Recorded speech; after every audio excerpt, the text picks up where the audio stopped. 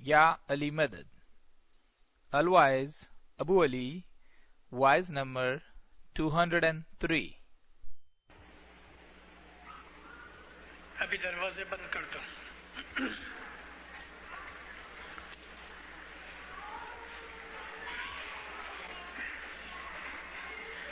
شروع کریں گے نا سر.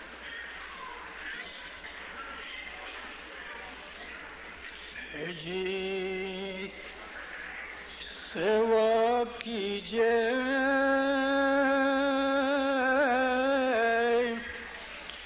علی نبی جی کی بھائی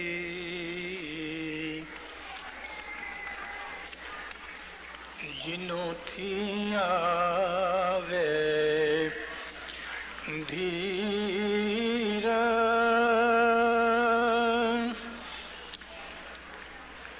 سیوا کیجئے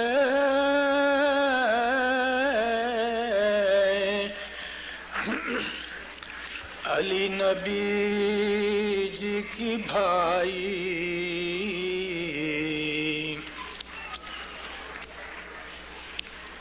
جنوں تھی آوے دھیر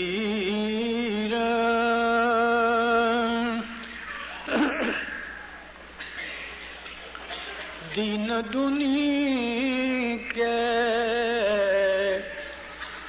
دیش میں سکھ پاوے اپنوں جیون.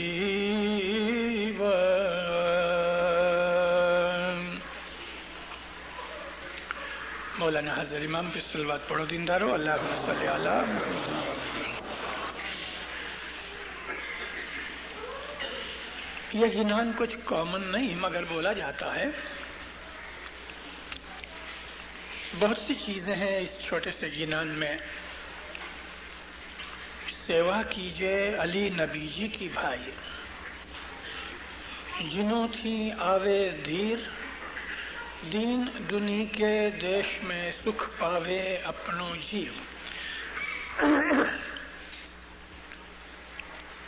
علی نبی کی خدمت کرو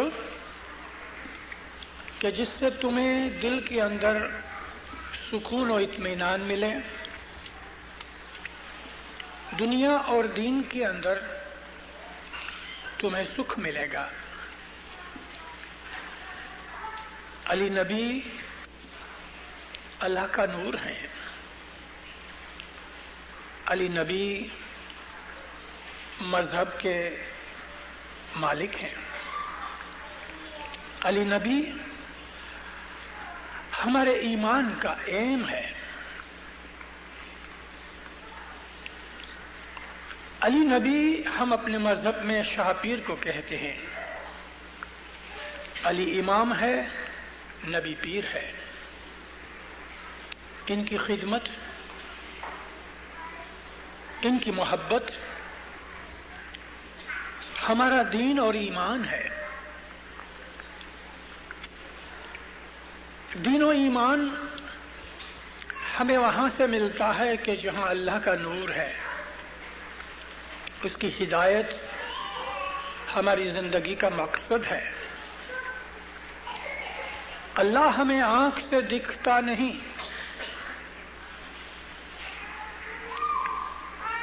اللہ کے ساتھ ہم کمیونیکیٹ نہیں کر سکتے کیونکہ وہ پاک سبحان ذات اور ہم دنیا کے محدود ناپاک انسان ہیں. خدا تعالی کی رحمت سے اس نے نبی بھیجے جنہوں نے ہمیں ہدایت کی, اور ہر نبی کے ساتھ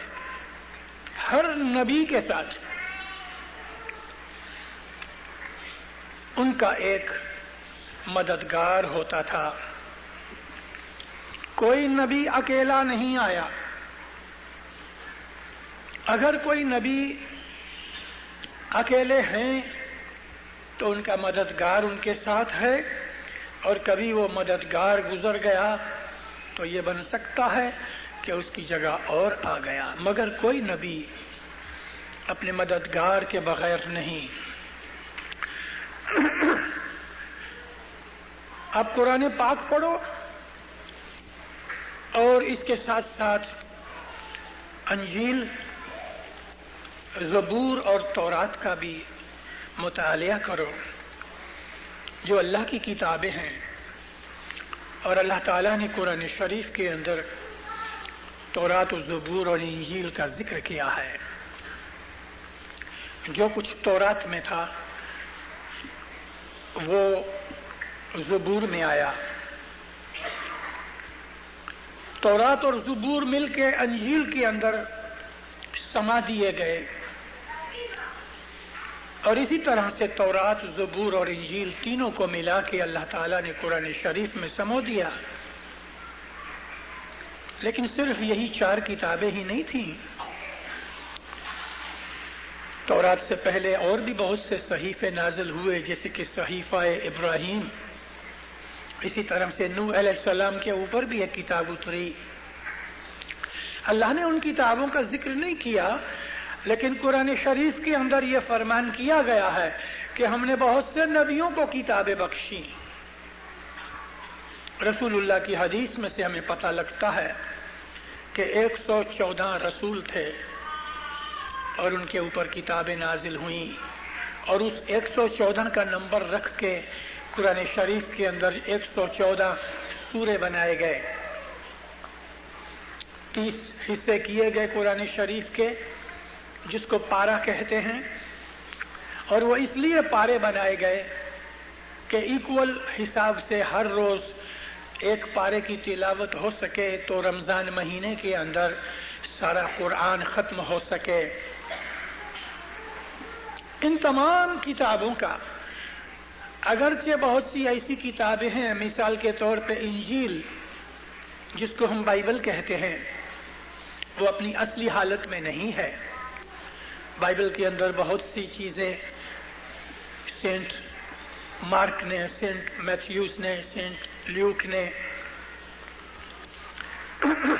اور اسی طرح سے جون نے، رسول نبی عیسیٰ علیہ السلام کے جو 4 احواری تھے، ان میں سے چاروں کے چاروں نے حضرت عیسیٰ کو نہیں دیکھا، مگر انہوں نے یہ بائبلز بنائی ہیں۔ وہ فقرات کہ جو جیسس نے کہا اس طرح سے لکھے ہوئے ہیں، وہ سچے ہیں، اور باقی کی جو چیزیں ہیں ان کو ہم مسلمان نہیں مانتے۔ کیوں؟ کہ ان کے اندر ان لوگوں نے اپنے الفاظ داخل کیے ہوئے ہیں۔ میرا کہنے کا مطلب یہ تھا کہ تمام نبیوں نے اللہ کی خدمت کی، اور ان کے مددگاروں نے اللہ کی خدمت کی، اور اس طرح سے ہر بشر کے اوپر جنہوں نے ان نبیوں کو مانا یا ان مددگاروں کو مانا جن کو ہم اپنی زبان کے اندر پاتر کہتے ہیں یا امام کہتے ہیں، اور نور امامت کہتے ہیں، اور نور نبوت کہتے ہیں، خلیفۃ اللہ کہتے ہیں، خلیفۃ الرسول اللہ کہتے ہیں، ان کو ماننے والوں کے اوپر ان کی خدمت فرض دی گئی۔ اچھا، اللہ کی خدمت کیا ہے بھلا؟ ایک کونے میں بیٹھ کے تسبیح نکالو، کیا یہ اللہ کی خدمت ہے؟ یہ اللہ کی یاد ضرور ہے، ذکر ہے، لیکن اللہ جس چیز کو خدمت کہتا ہے وہ کچھ اور ہے۔ خدا تعالیٰ کو ہماری عبادت کی ضرورت نہیں، اور ہماری عبادت سے خدا بڑا ہونے والا نہیں، وہ تو بڑا ہے ہی، اور ہم عبادت نہ کریں گے تو خدا چھوٹا ہونے والا نہیں، اس کو ان چیزوں کی کوئی پرواہ نہیں۔ مگر اس نے جو کچھ بھی ہمارے لیے اپنے نبیوں کی معرفت سے حکم فرمائے، ان کے اندر بہت بڑی چیزیں ہیں، اور وہ چیزیں ہیں انسانوں کا آپس کے اندر محبت میں رہنا۔ اللہ کو سب سے زیادہ یہ چیز پسند ہے۔ آپ نے نام سنا ہوگا، ایک بہت بڑے بزرگ تھے، ان کا نام تھا ابراہیم ادھم۔ ابراہیم ادھم ایک زمانے کے اندر بادشاہ تھے۔ حج کرنے کے لیے گئے. جب یہ حج سے فراغت پائی، خانہ کعبہ میں انہوں نے ایکسٹرا عبادت کے لیے چلا کھینچا. ایک کونے میں بیٹھے تھے، ذکر کرتے کرتے ان کو نیند آ گئی یا مستی آ گئی. عابدوں کو مستی میں بھی نیند آتی ہے، نیند میں بھی مستی آتی ہے، اور بعض دفعہ پتہ نہیں چلتا کہ یہ نیند ہے یا مستی ہے. بیت الخیال میں ایسا بہت دفعہ ہو جاتا ہے. جو لوگ ہر روز عبادت کرتے ہیں ان کو کبھی کبھی ایسا ہوتا ہے. پھر وہ لوگ سمجھ نہیں سکتے کہ کیا میں سو گیا تھا یا میں جاگتا تھا. حضرت ابراہیم ادھم جو تھے، دیکھتے ہیں کہ دو فرشتے خانہ کعبہ میں آئے. ایک کے ہاتھ میں ایک رجسٹر تھا، کتاب تھی، اور دوسرے فرشتے سے پوچھ کے اس کتاب میں کچھ لکھ رہا تھا. وہ فرشتے نے پوچھا، رجسٹر والا جو فرشتہ تھا دوسرے فرشتے کو پوچھتا ہے کہ اس دفعہ حج پہ کتنے آدمی آئے؟ کہتا ہے 6 لاکھ. اس نے لکھ لیے. پھر پوچھا کہ اللہ کے دربار میں کتنوں کا حج قبول ہوا؟ تو کہا 1 کا بھی نہیں. ابراہیم ادھم نے خود نے حج کیا تھا اور وہ حاجیوں میں شامل تھا، اس کا بھی حج قبول نہ ہوا. پھر اس فرشتے نے سوال کیا، لیکن مجھ کو تو نوٹس ملا ہے کہ میں سب کو حج کا ثواب دوں. کہا ہاں، ایک آدمی کی بدولت جو حج کرنے کے لیے نہیں آیا، مگر اس کی بدولت خدا نے تمام 6 لاکھ حاجیوں کا حج قبول کیا ہے.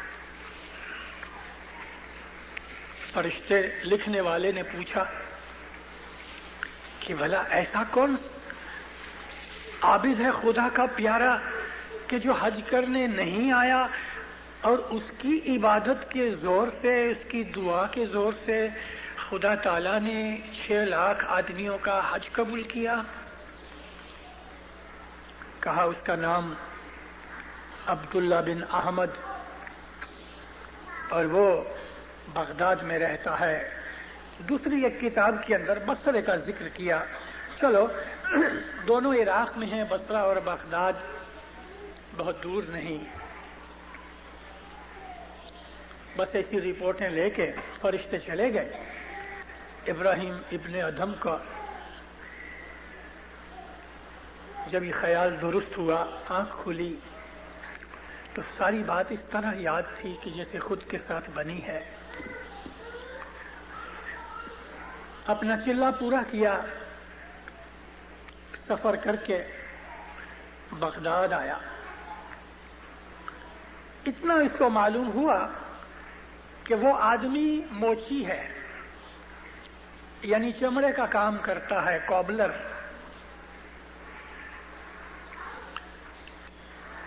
تو سارے بغداد کے اندر گھومتا رہا.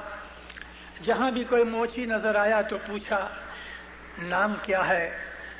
یوں تپاس تلاش کرتے کرتے، جستجو کرتے کرتے آخر اس کو عبداللہ بن احمد مل گیا. سلام کیا، ہاتھ دیا. پوچھا اس نے کہ آپ کون ہیں؟ کہ میرا نام ابراہیم ہے، میں حج کر کے آیا ہوں. بڑی خوشی ہوئی، بڑی خوشی ہوئی. کاش اللہ میری بھی مراد پوری کرتا. کیوں؟ کہتے آج کئی برسوں سے میں حج کی نیت کرتا ہوں، لیکن ہر سال کچھ نہ کچھ ہوتا رہتا ہے. اس دفعہ بھی میں حج پہ جانے کے لیے تیار تھا مگر نہ جا سکا. ابراہیم نے پوچھا، اللہ کیوں نہ جا سکے؟ کہتا ہے دوست بہت لمبی کہانی ہے، چلو گھر چلے کھانا بھی کھائیں گے، میں کہانی سناؤں اپنی۔ گھر پہ آئے، بٹھایا، اس کو کہا کہ آج میں 30 برسوں سے حج کی نیت کرتا ہوں۔ 30 برس ہوئے جب بھی میں حج کی نیت کرتا ہوں، جب بھی میں حج کے لیے سفر کی تیاری کرتا ہوں، کچھ نہ کچھ بن جاتا ہے۔ اس دفعہ تو میں پکا ارادہ کیا، بوڑھا ہو گیا ہوں، معلوم نہیں دوسرے حج پہ جا سکوں گا نہیں، یہ طے کر کے میں نے حج کا سفر تیار کیا۔ بیوی بچوں کے لیے، اپنی غیر موجودگی کے لیے سب سامان وغیرہ تیار کر دیے، اور جس قافلے کے ساتھ جانا تھا وہ قافلہ بھی تیار ہوا، قافلے والے کے ساتھ بھی ملایا۔ بس دوست 2 دن کے بعد مجھے قافلے کے ساتھ جانا ہے۔ ایک واقعہ ہو گیا۔ واقعہ یہ ہوا، میں گھر پہ آیا جلدی سے، مگر اس دن میری بیوی کی طبیعت ٹھیک نہیں تھی، اس وجہ سے جلدی سے کھانا نہ پک سکا، اور تھوڑا بہت پکایا تو بچے کھا گئے۔ میں جب گھر آیا تو کھانا نہیں تھا، تو میری بیوی نے کہا کہ ادھر بیٹھو، میں پڑوسن کے پاس جا کے تھوڑا کھانا لے آؤں، ہمارے ہاں پکے گا، میں پڑوسن کو دے دوں گی۔ میری بیوی پیالہ لے کے پڑوسن کے گھر پہ گئی، مگر روتی ہوئی واپس آئی۔ میں نے پوچھا کیا بات ہے؟ تو میری بیوی نے کہا کہ بس کچھ مت پوچھو، کیا تمہاری بے عزتی کی گئی؟ کہتی نہیں۔ کیا تمہیں کچھ گالیاں دی گئی؟ کہتی نہیں۔ تو بات تو کرو، بات کیا ہے؟ رونے سے وہ بات نہ کر سکی، تھوڑی دیر کے بعد پانی پیا، مجھے کہنے لگی ہمارا پڑوسی جو ہے، یہاں اس کو روزی نہ ملی تو کام ڈھونڈنے کے لیے دوسرے ملک میں گیا ہے، اس کے پاس جو تھوڑا بہت کھانے پینے کا سامان وغیرہ تھا وہ چھوڑ گیا تھا، اور پھر کھانا پینا ان کا بند ہو گیا۔ اس کے 3 بچے ہیں، بیوی ہے، ابھی تک اس نے کچھ بھیجا بھی نہیں، پتا بھی نہیں کہ وہ کہاں ہے۔ تو 7-8 دن سے ان کے گھر میں کچھ نہیں پکا۔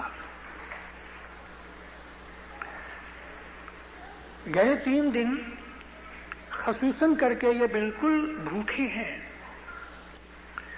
تو آج اس نے، میں جب کھانے کے لیے گئی کہ تھوڑا سا مجھے میری پڑوسن کھانا دے، اور میں نے کہا تھوڑا سا مجھے اس میں سے سالنا دو، تو میری پڑوسن رونے لگی۔ میں نے کہا بہن کوئی بات نہیں، مت دو، اس میں رونے کی کیا بات ہے؟ کہتی نہیں، کھانا تو پک رہا ہے لیکن تجھے دینے کے لائق نہیں۔ کیوں؟ کہ یہ گدھے کا گوشت ہے، اسلام میں گدھا حرام ہے، گدھے کا گوشت۔ کہتی ہاں 3 دن سے کچھ نہ تھا، بچے بھوک سے بلک رہے تھے، میں مجبور ہو گئی کسی کے سامنے ہاتھ پھیلاؤں، اس سے تو مر جانا بہتر۔ میں شہر سے باہر گئی تو ایک مرا ہوا گدھا پڑا پایا۔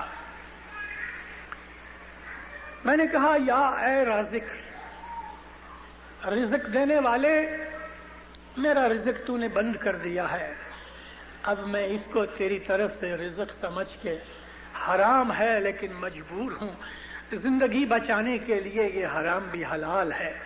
میں نے گدھے کا گوشت کاٹا لاش میں سے اور میں گھر لے کے آئی۔ میری بہن تم تو ایک عابد کی عورت ہو، میں تجھے یہ حرام گوشت نہیں دے سکتی۔ اس نے اسی وقت حج جانے کا ارادہ ترک کر دیا اور اپنی بیوی کو کہا کہ یہ جا تھوڑے سے پیسے اس کو دیا، اس کو بولو کہ یہ ہانڈی پھینک دو، بازار سے جا کے کھانا پینے کا بندوبست کرو، میں جب تک جیتا ہوں، جب تک تیرا شوہر واپس نہ آئے، میں تجھے پالتا رہوں گا، تیرے بچوں کو پالتا رہوں گا، تو میری بہن ہے، پڑوسن ہے۔ ابراہیم صاحب، میں نے جو حج کا ارادہ کیا تھا اور حج کے لیے جو پیسے جمع کیے تھے وہ میں نے ان کو دے دیے اور میں حج پہ نہیں گیا۔ ابراہیم نے کہا، اے بھائی تیرا حج قبول ہوا۔ کیسے؟ تو انہوں نے یہ بات سنائی کہ میں ابراہیم ادھم ہوں۔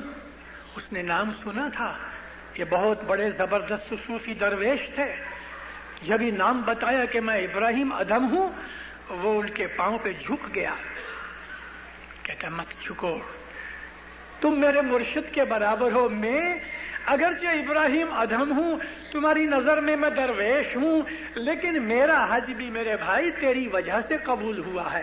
6 لاکھ آدمی آئے تھے حج کرنے کے لیے، مگر 6 لاکھ کا حج تیری وجہ سے قبول ہوا ہے۔ خدا کی خدمت یہ ہے۔ اس قسم کی باتیں ہمارے اسلام میں بہت کچھ ہے۔ اللہ ہمارے دل سے روشن ہے۔ خدا کو ہمارے مال و دولت کی اور کپڑوں کی اور موٹروں کی اور بنگلوں کی کوئی پرواہ نہیں ہے، وہ تو ہمارا دل دیکھتا ہے۔ اسی قسم کا ایک واقعہ ہماری جماعت کے اندر جو ہوا ہے، زنزبار کے اندر ایک شخص گزر گیا اور اپنی بیوی کو بیوہ چھوڑ گیا۔ غریب آدمی تھا، یہاں کوئی نہ تھا، ایک لڑکا بمبئی میں رہتا تھا۔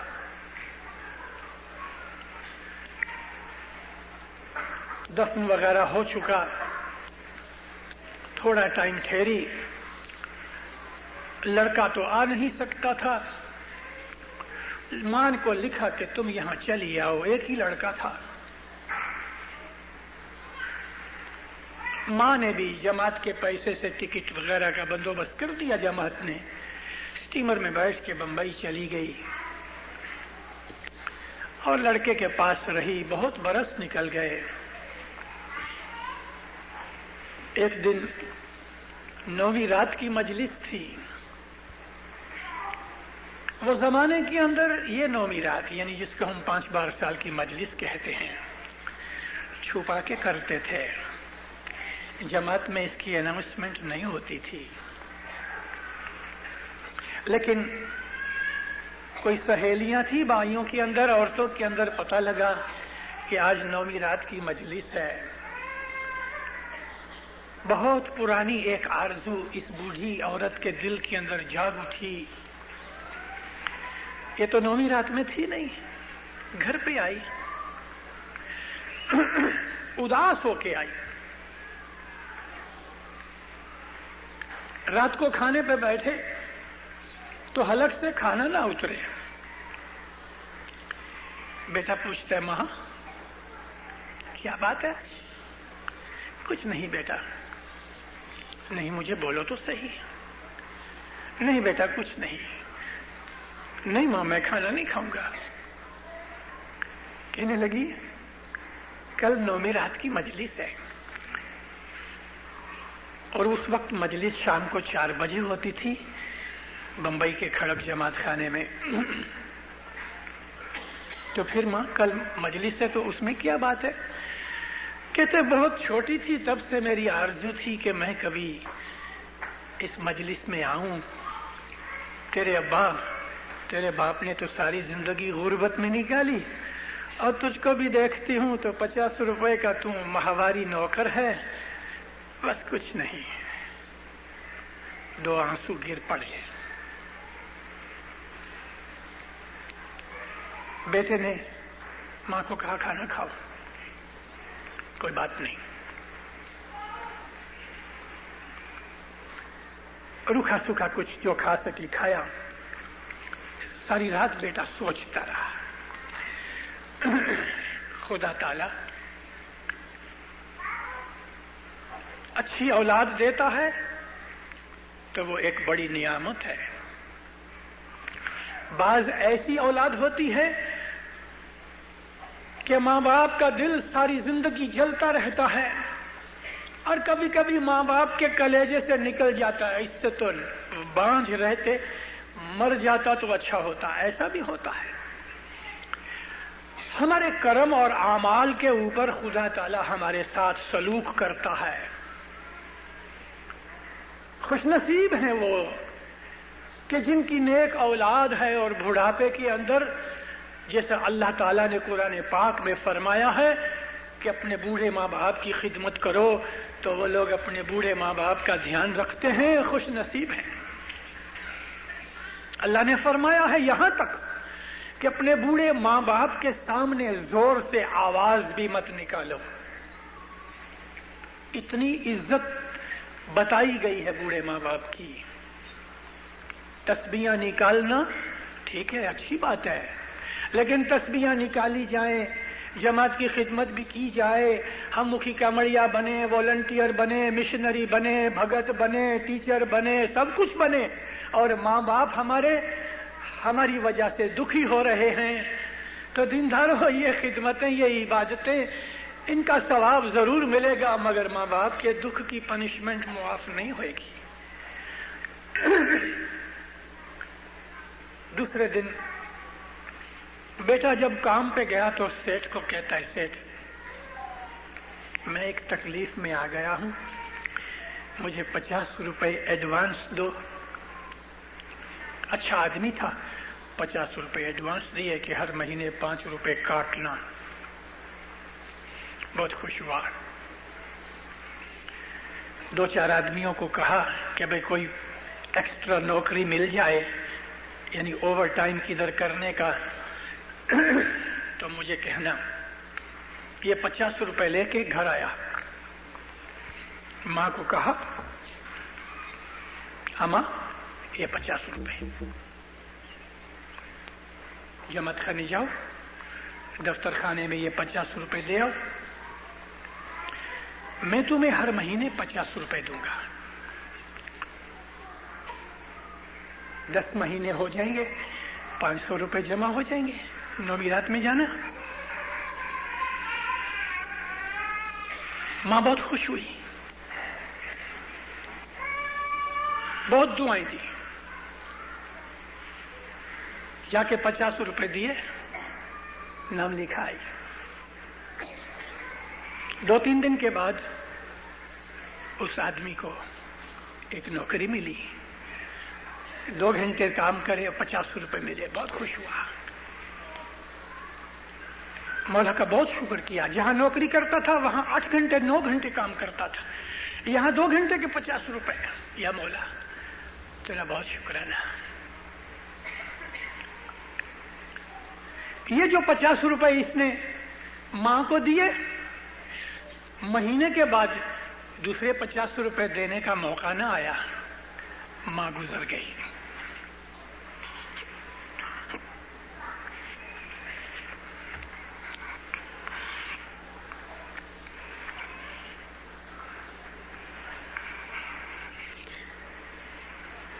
ماں گزر گئی،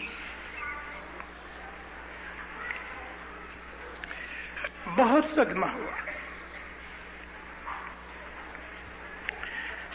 وہ 50 روپے جو ایکسٹرا ملے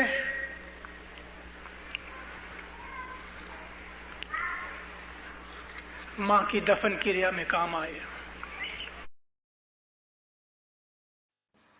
thank you so much for watching our videos. مزید ویڈیوز کے لیے ہمارے چینل کو سبسکرائب کریں، لائک کریں اور شیئر کریں۔ Thank you so much.